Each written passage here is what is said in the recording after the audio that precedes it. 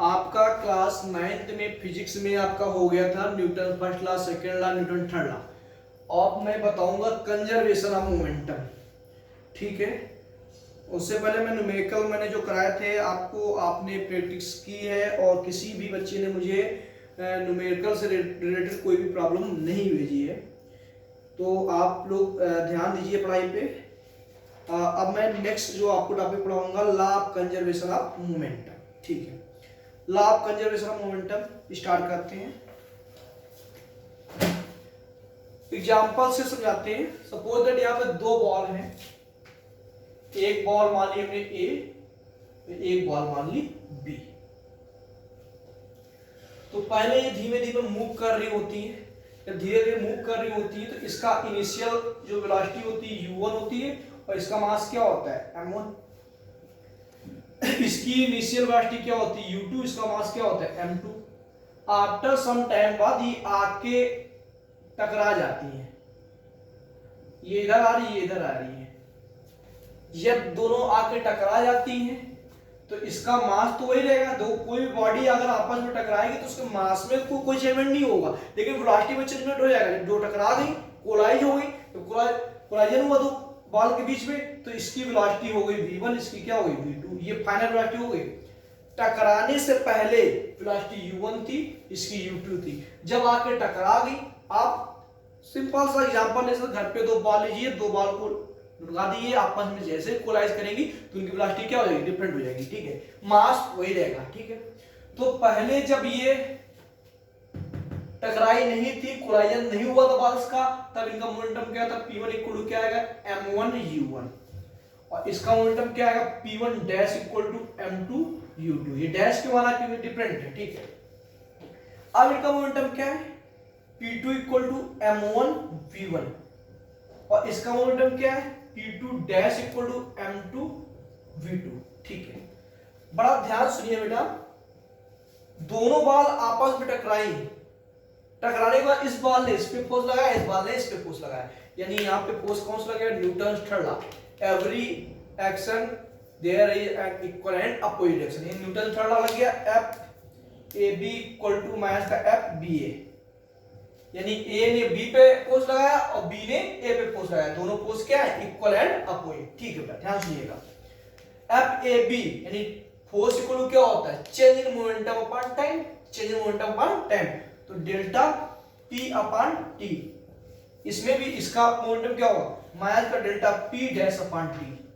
बेटा A B, ए ने B पे फोर्स लगाया तो, और बी ने एक फोर्स लगाया, थर्ड लॉ यहाँ पे लगा, न्यूटन्स थर्ड लॉ। ठीक है, तो change rate change in momentum is directly due to applied force, पढ़ा था आपने न्यूटन सेकंड लॉ में। ठीक है, यहाँ पे भी, लेकिन यहाँ पे इसका मोमेंटम होगा दूसरा होगा, इसका मोमेंटम दूसरा होगा, तो इसका मोमेंटम डेल्टा पी माना, change in momentum delta P माना है, तो इसके मोमेंटम में चेंज में डेल्टा पी डैश माना। टी से टी आपको क्या हो, यहाँ पे कैंसिल आउट हो गया, तो यहाँ बचेगा delta P equal to minus delta P dash. ठीक है, तो डेल्टा पी बेटा क्या होगा, P2 माइनस P1, आपने पढ़ा था change in momentum, P2 minus P1, तो माइनस का डेल्टा P डैश क्या होगा, P2 dash minus P1 dash. Value put करते हैं, P2 पर बेटा यहाँ पे क्या है m1 v1 माइनस P1 की वैल्यू बेटा क्या है यहाँ पे m1 u1 माइनस लगा है, P2 डैश वैल्यू क्या है m2 v2, और P1 डैश क्या है m2 u2। ठीक है बेटा, आगे बात करते हैं हम लोग। m1 v1 माइनस का m1 u1 माइनस का m2 v2 होगा, और माइनस में प्लस का m2 u2 हो जाएगा। ध्यान सुनिए बहुत ध्यान से, इसको रख करके आगे बताते हैं। पहले तो थोड़ा सा इसको समझ लीजिए, जो स्क्रीन पे आपको दिख रहा है, इसमें क्या हुआ, दो बॉल थी, बॉल ए थी, बॉल बी थी, दोनों आपस में मोशन करते हुए आ रही थी और पास में आके टकरा जाती है। जब मोशन कर रही थी तब इसकी इनिशियल वेलोसिटी u1 था, यानी कोलाइजन से पहले बात कर रहे हैं, अभी टकराई नहीं, टकराने से पहले बात कर रहे हैं। इसका मास m1 था और वेलोसिटी क्या थी u1, इसका मास m2 था, वेलोसिटी क्या थी u2। तो मोमेंटम क्या हो, मोमेंटम क्या होता है, it is the product of mass and velocity. Mass और वेलोसिटी प्रोडक्ट को क्या बोलते हैं, मोमेंटम। मास और वेलोसिटी प्रोडक्ट क्या होते हैं, मोमेंटम। इसका मोमेंटम दूसरा होगा, इसका दूसरा होगा, इसका p1 माना तो इसका p1 डैश मान लिया। अब आके टकरा दी, जब टकरा जाएंगे तो मोमेंटम तो चेंज हो जाएगा। क्यों? क्योंकि उनके वेलोसिटी में चेंजमेंट होगा। तो अब क्या होगा, m1 v1 वेलोसिटी होगी तो मोमेंटम क्या होगा, p2 equal to m1 v1 और इसका p2 dash equal to m2 v2। ठीक है, यहां पे क्या हुआ, न्यूटन थर्ड लॉ अप्लाई हुआ। न्यूटन थर्ड लॉ क्या था, F AB equal to minus F BA, यानी A ने B पे जो फोर्स लगाया वही B ने, एक दोनों ने एक दूसरे फोर्स लगाया नहीं लगाया, दोनों इक्वल कर दिया। F AB equal delta P upon T minus का F BA equal delta P dash upon T। T से यहां क्या हो गया, कैंसिल। डेल्टा P इक्वल क्या है, माइनस का delta P dash. Delta P यानी चेंज इन मोमेंटम, किसके लिए, A वाली बॉल के लिए क्या होगा, P2 माइनस P1।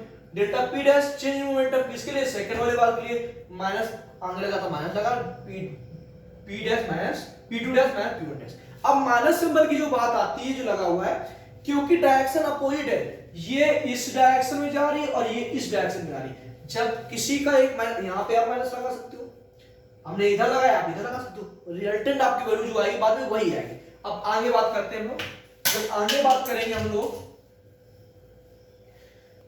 अब जो u वाले टर्म है, u वाले टर्म को एक साइड कर लेंगे और v वाले टर्म को एक साइड कर लेंगे। इधर लेके आए तो m1 v1 इधर लेके आएंगे प्लस का m2 v2 ये उधर ले जाएंगे तो m1 u1 plus m2 u2।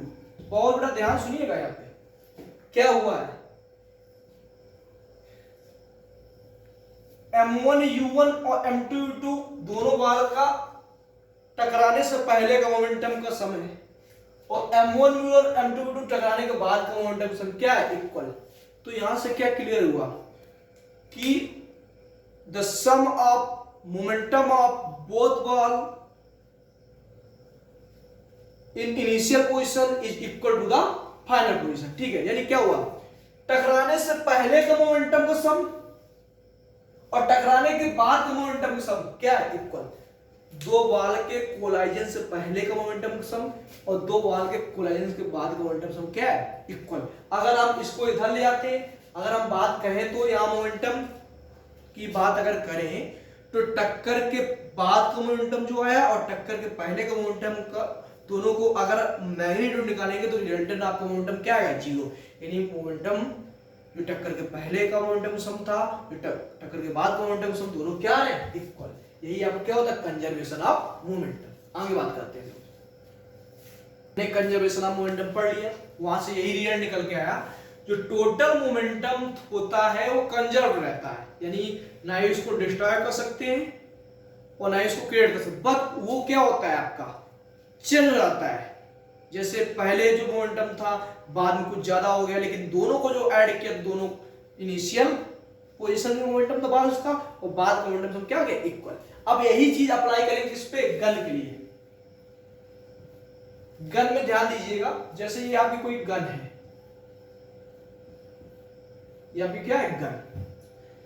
जब गन की बात करेंगे तो गन में जब गन को हम चलाते हैं तो बुलेट जो होती है आपकी वो इधर की ओर भगती है और गन आपकी इधर जाती है, इधर जाती है। तो इसमें भी न्यूटन थर्ड लॉ लग रहा है। जो शोल्डर होते हैं वहां, जो शोल्डर होते हैं गन को यहां पर रखते हैं, क्यों, जितने स्पीड से आपकी बुलेट आगे जाएगी उसी अकॉर्डिंग गन भी आपकी आएगी। यानी बुलेट ने एक्शन किया, बुलेट ने एक्शन किया और गन ने रिएक्शन कर दिया, इसीलिए यहां रखते हैं। अगर हम यहां रखें तो खिंच जाएगा वो हाथ मेरा, यहां से कंधा उखड़ जाएगा। इसीलिए गन को कोई भी सोल्जर हो या कोई भी चलाता तो यहाँ पे सटा रखते हैं, ऐसे रख के चलाते हैं।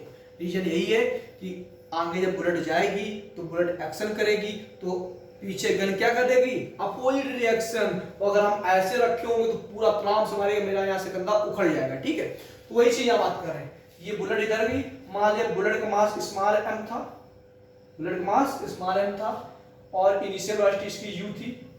ठीक है, और इनिशियल क्या बुलेट पहले, जब तक हम गन को फायर नहीं करेंगे तब तक इनिशियल वेलोसिटी क्या होगी, जीरो। यानी बुलेट का मास स्मॉल m है, mass of bullet equal to small m और velocity, initial velocity, initial velocity क्या होगी u, और वो क्या होगी, जीरो। इनिशियल वेलोसिटी क्या होगी, u1 क्या होगी उसकी, जीरो। u1 होगी 0। ठीक है, mass of gun capital M मान लिया। इनिशियल वेलोसिटी की बात करें,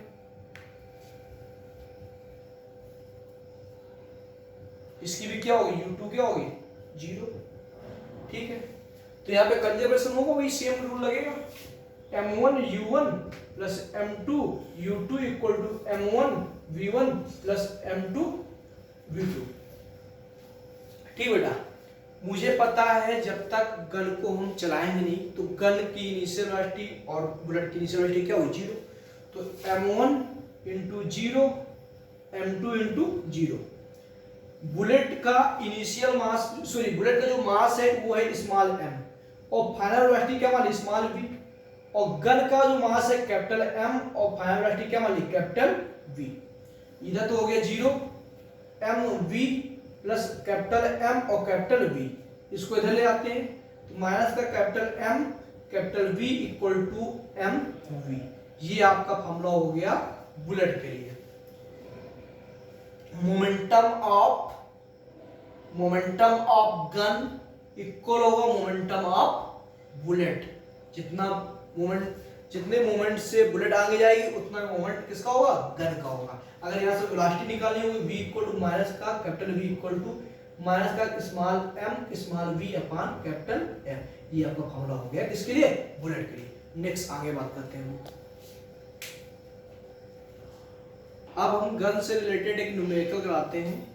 आपको दे रखा है find the required velocity of a gun having mass equal to 5 kg, having mass equal to 5, यानी जो गन का मास है आपका कैपिटल M वो है 5 kg और बुलेट का मास स्मॉल m आपका है यहाँ पे 25 ग्राम। ग्राम को केजी में करने के लिए हम लोग डिवाइड करेंगे किससे, 1000 से। सो यानी 1/40 kg।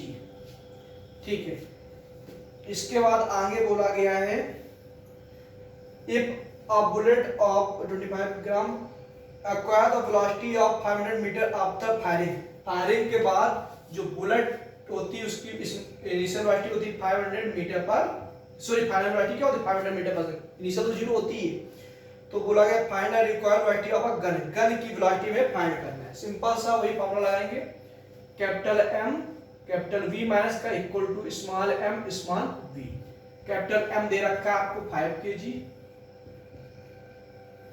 आपको V दे रखा है यहाँ पे, कैपिटल V निकालना है, और स्मॉल m दे रखा है आपका 1/40 और कैपिटल V आपको सॉरी स्मॉल v दे रखा है 500। ठीक है, 5 बन जा 5 तो माइनस का small capital V equal to 0 0 cancel, यहाँ बचेगा 10 सॉरी 500 अपॉन 40। ठीक है, हाँ तो यहाँ बचेगा 10/4, 4 से डिवाइड करेंगे तो आपका 2.5 मीटर पर सेकेंड, यानी वेलोसिटी जो आपकी आ गई गन की आ गई माइनस का 2.5 मीटर पर सेकेंड। माइनस सिंबल ये बता रहा है कि बुलेट के अपोजिट डायरेक्शन में गन आपकी जा रही है, जो को आपको सबको पता है कि जो गन होती है गन हमेशा अपोजिट डायरेक्शन में जाती है। तो आपको समझ में आया न्यूमेरिकल, इसमें बोला गया था एक बुलेट है जिसको रिक्वायर करता है कोई गन, जो गन का मास आपका 5 kg है और बुलेट का मास जो है 25 ग्राम है।